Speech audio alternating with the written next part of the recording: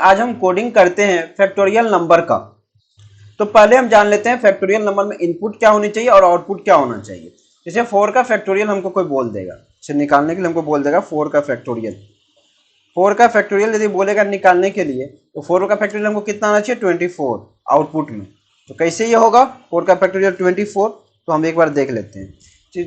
जो भी नंबर रहेगा n का जो भी वैल्यू, जैसे n का वैल्यू 4 है, 4 का फैक्टोरियल निकालना है, तो 4 into 3 into 2 into 1 equal to कितना हो जाएगा, 4 इंटू 3 इंटू 2 इंटू 1 24 से n का फैक्टोरियल बोल देगा इस जगह पे। तो n का फैक्टोरियल के लिए क्या करेंगे, n into n minus one into n minus two एस वन तक का मल्टीपल जितना भी होगा उतना हमको फाइंड आउट करना है। तो हमको लॉजिक चलिए समझ में आ गया है कि क्या करना है हमको। इसका कोड करते हैं तो हमको कोड से ज्यादा बेटर समझ में आएगा कि क्या करना है।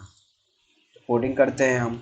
क्या करेंगे, हम एक कोई नंबर ले लेते हैं, हम इंट n ले लिए, हम इसको इनपुट करा लेते हैं। तो सी इन n, अब क्या करते हैं, हम लूप लगा देते हैं।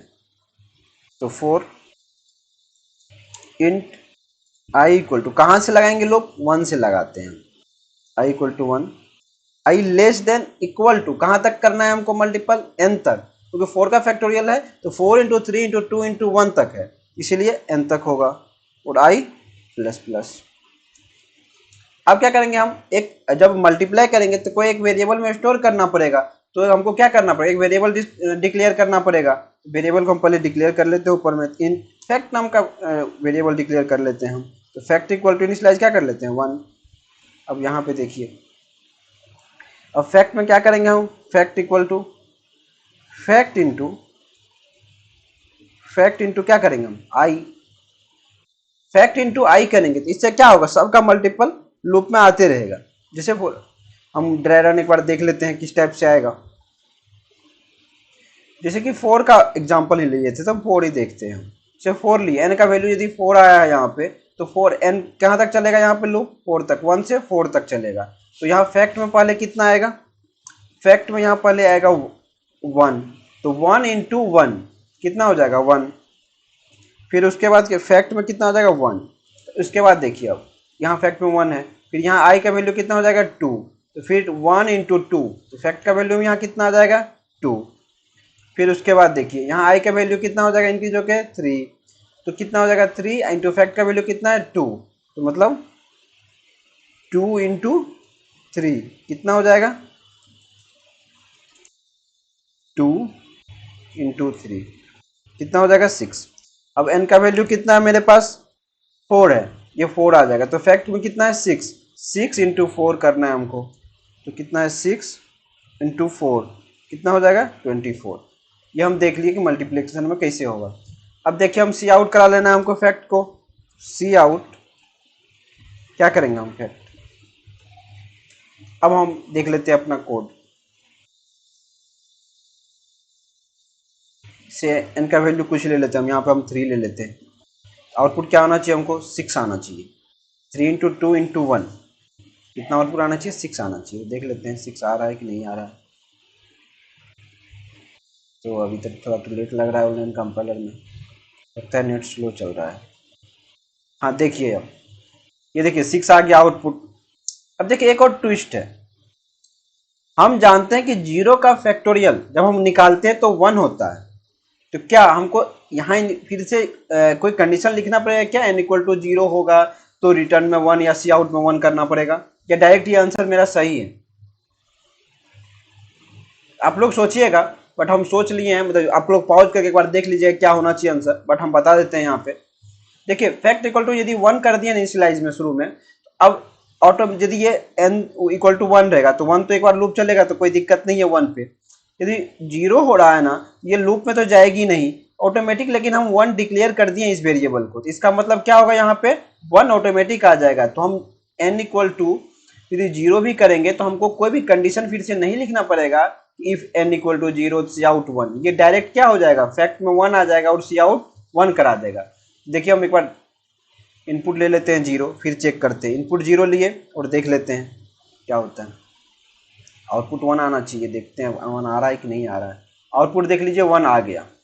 तो ये देखिए, ये तो हम इटरेटिव मेथड से देख लिए कि कैसे होता है। फैक्टोरियल नंबर का। ये कोड आप लोग अच्छे से देख लीजिए। इसको कहिएगा तो इसको हटा देते हैं, इसको कमेंट सेक्शन का कोई ज़रूरत नहीं है, कोड ओनली वन रहना चाहिए। अब देखिए हम रिकर्सन से इसको देखते हैं फैक्टोरियल नंबर का। तो अब रिकर्सन से हम देख लेते हैं रिकर्सन से कैसे करना है इसको। इसमें भी क्या करेंगे, पहले एक वेरिएबल लेंगे, उसको इनपुट करा लेंगे।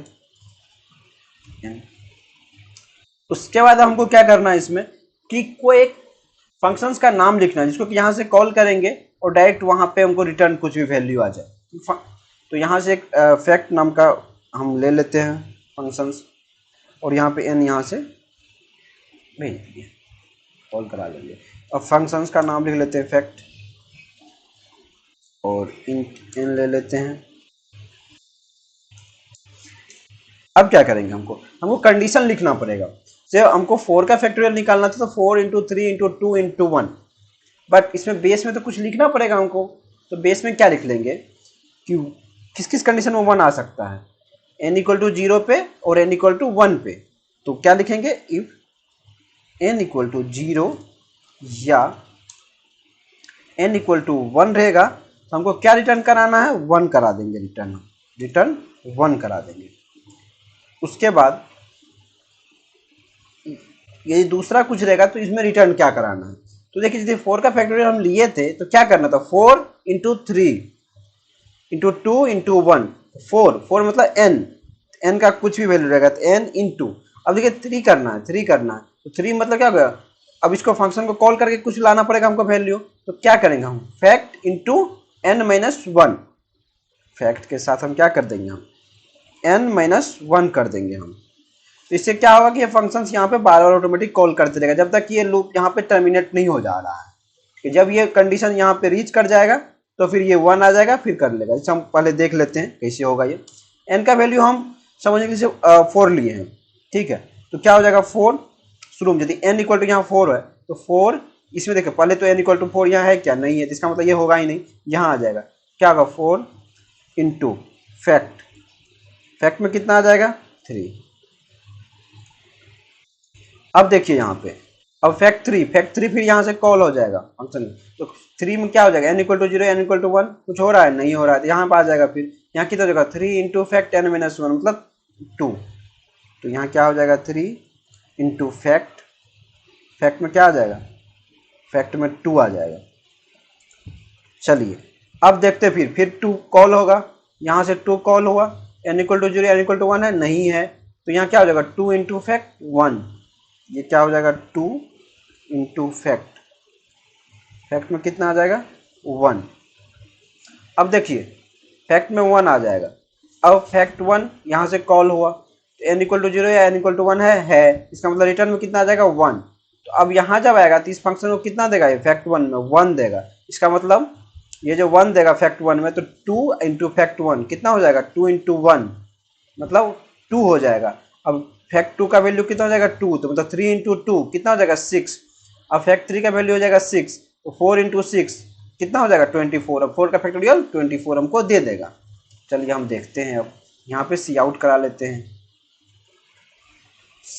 लेते हैं, और कोड करते हैं हम। तो n का वैल्यू कितना ले लें हम, 5 ले लेते हैं इस बार। हमको 5 लेंगे तो कितना, 24 इंटू 5 कितना होना चाहिए, हमको आंसर आना चाहिए 120 आना चाहिए।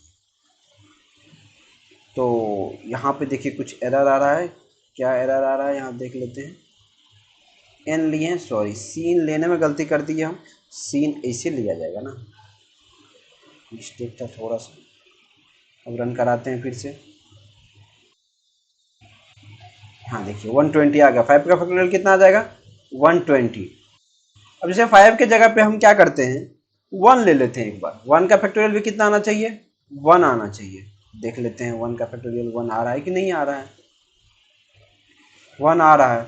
0 भी एक बार लेके संतुष्ट हो जाते हैं हम, 0 भी ले लेते हैं एक बार, 0 का भी देख लेते हैं कितना आ रहा है, 1 आ रहा है कि नहीं, 0 का भी फैक्टोरियल 1 आ रहा है। इसका मतलब मेरा कोड ये सही है।